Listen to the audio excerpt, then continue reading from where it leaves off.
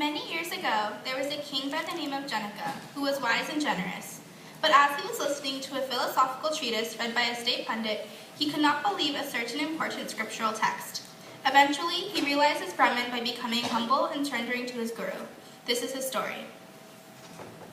A rider who has placed one foot in the stirrup, contemplating upon realization, could potentially realize the self before he lifts the other leg to place it in the stirrup. That is, when realization comes, it comes in an instant. If self-realization is something so valuable and great, how can such a transformation occur instantaneously? Prove this to me right now. I am but a simple pundit, bookworm, so to speak. We cannot impart such practical wisdom. If you cannot impart this knowledge to me, the scripture must be either false or exaggerated. No, sir. I assure you that the scripture is true. I may not be able to prove that this is the truth, but this is the wisdom of numerous sages of the past. How can you believe such nonsense? You yourself cannot prove it. Your Majesty, you are learned and intelligent. You know all of the scriptures a wise man should. However, you are too arrogant to truly understand what we are trying to tell you. How ridiculous. Get out. Out of my sight. Guards, throw this man in prison. He is a liar and deserves no better. No! Guards, I want you to find me every pundit in this kingdom and bring them to me. If they cannot prove the spiritual text, the same punishment will be inflicted on them. Janaka scoured the kingdom for all the pundits and imprisoned them. Out of fear of being imprisoned, a pundit ran into the forest to flee the rage of King Janaka. Upon entering the forest, they crossed paths with the sage Ashtavakra, a young but wise sage. Why are you in such a hurry? I'm trying to flee from King Janaka.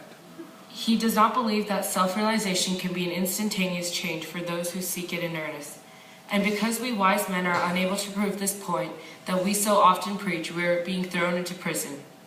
I see. I shall go to King Janaka and prove to him the truth behind the scriptures and free the imprisoned pundits. Wow, you are so confident in your ability. Are you sure you can do this? Absolutely. Then I will take you. Follow me.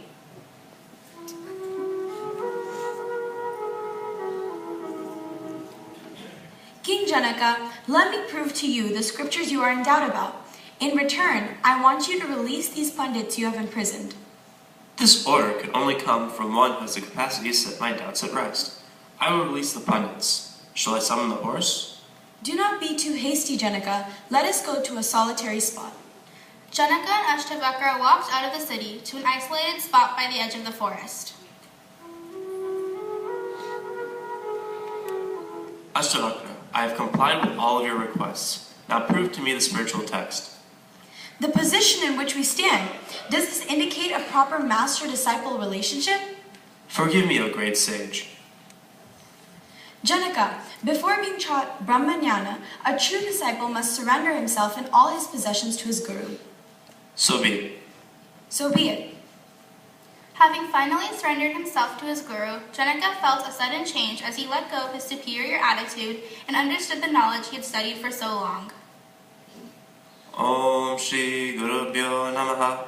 Om Shri Gurubhyo Namaha. Time passed by, and the citizens, finding no sign of their king returning, grew anxious and began to search for him. They came to a place where Janaka was sitting, transfixed. Oh, what has happened to our great king? He is unaware of our presence and is indifferent to our most earnest inquiries. Remember that sage Ashtavakra, whom His Majesty was seen leaving the city with earlier? Oh yes, he must be a charlatan who has cast a spell upon our king. We vow vengeance upon Ashtavakra. But first, we must take care of the king. You're right, let's take him back to the city.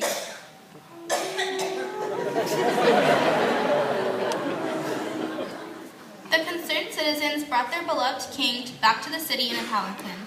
The king did not move from his position. After a long while, the minister located the now hated Ashtavakra. What have you done to our king? Please, I entreat you, bring him back to his normal condition. I'm charging you for casting a spell on the ruler of this kingdom, having rendered him immobile. Janaka, Yes, Guru?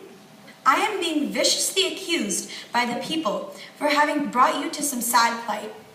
Who said this? I and the citizens believed Ashtavakra was the cause of some odd curse upon your majesty. Please spare me some mercy. Janaka, you may now resume your normal functions. Brahmanyana could only be taught to competent people, and since you have successfully passed the test, I will prove the spiritual text to you. Thank you, Guru. Minister, you may go. I will deal with you later. Brahman is not anything new apart from oneself, and no particular time or place is needed to realize it. Tat Tvamasi means that thou art. That is the self, eternal and infinite. The next morning, the citizens found that the king called the assembly and performed his functions as usual. In the assembled court, Ashtavakra had a final question. King Janaka, have your former doubts about whether Brahmanyana could be attained as quickly and suddenly as mentioned in the scriptures been cleared? If so, bring the horse and demonstrate the truth of it. Lord, because of my immaturity and pride, I doubted the correctness of the scriptural text. You taught me the correct attitude one should have towards the Guru, and that surrender to the Guru is the way I realize Brahman.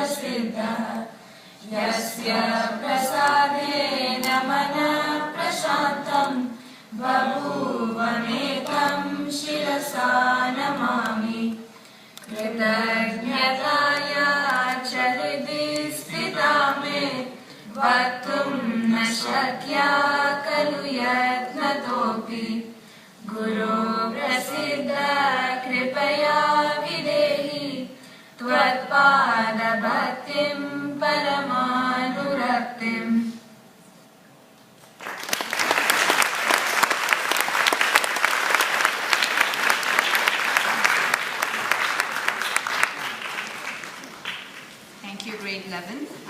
That was a great performance. Can we give them another hand of applause?